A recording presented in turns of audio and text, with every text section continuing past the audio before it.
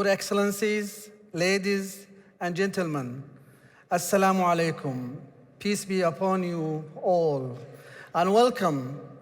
Welcome to the Kingdom of Saudi Arabia. Welcome to Riyadh, the home of artificial intelligence. And welcome to the second edition of the Global AI Summit. Many of you participated in the first hybrid edition of this summit in the middle of the pandemic back in 2020. The period since then, however, was not just a transition from one summit to another. The period was a pivotal moment in human history. Humanity went through a lot, and we have certainly learned a lot. The past 2 years also was transformational to many of us and for the humanity as well.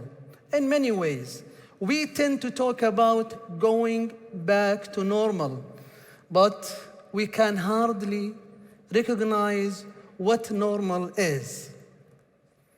And we cannot recognize the exact definition of normal now. Technology, and in particular artificial intelligence, has advanced tremendously and has become an integral part of every aspect of our lives.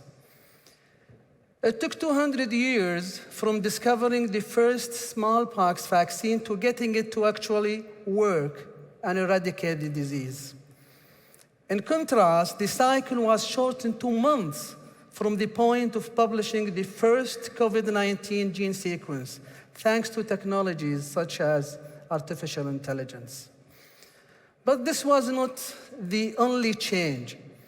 Virtual AI assistants in millions of homes and in every smartphone. Autonomous vehicles are not science fiction anymore. AI-powered robots have performed billions of surgical operations to date. AI is already everywhere, but we are still scratching the surface of the full potential of artificial intelligence. The early signals are very promising. AI-powered vertical farms today can produce 400 times more food than traditional farms. AI has proven it can help reduce emissions by up to 40%. AI can already predict some types of cancer better than humans. NEOM is already pushing the boundaries of traditional smart cities and is setting an example as the world's first cognitive city. One of the closest topics to my heart is the relationship between humans and machines. When humans stop, and when do machines start?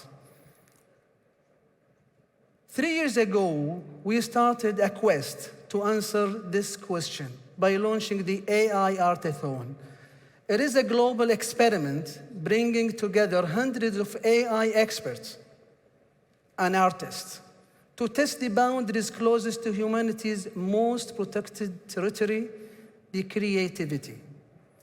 Less than 3 years later, I am so fascinated by how AI is continuously breaking into our territories, producing masterpieces with few text commands and from anyone without even any knowledge of art.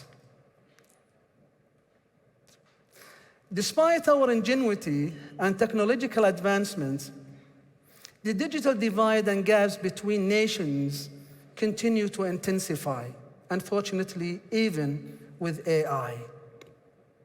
Some of these gaps exist even within the one nation. Take the gender gap, for example. According to a recent study, only 12% of AI researchers are women, and this cannot be right. And we will do something about this in this summit, so stay tuned. These divides always take us back to the more fundamental question: what counts as responsible AI? If our AI today is developed mostly in specific geographies, dominated by one single gender, and targeting certain markets, how can we trust artificial intelligence? We welcome UNESCO's recent achievement in setting the recommendation on the ethics of AI, endorsed by 193 states. We believe that all nations have a responsibility to action those recommendations at the national level to drive trustworthy artificial intelligence. You will hear some good news about this in this summit as well. Beyond the ethical application of AI, it is critical that we advance AI truly together as humankind, sharing our best practices, our expertise, our resources, and our challenges to ensure no one is left behind in unlocking the potential value of artificial intelligence. As the African proverb says, if you want to go fast, go alone. If you want to go far, go together. I personally look forward to announcing several groundbreaking initiatives with our global partners to deliver on the promise of this summit, AI for the good of humanity. I would like to close with a reminder. It is easy to blame others for things that didn't go well in our history, but it is us, and only us, to blame if we do not think and act together to shape and secure a sustainable, bright future for ourselves and for the generations to come. Thank you again, and welcome to the Global AI Summit. Thank you.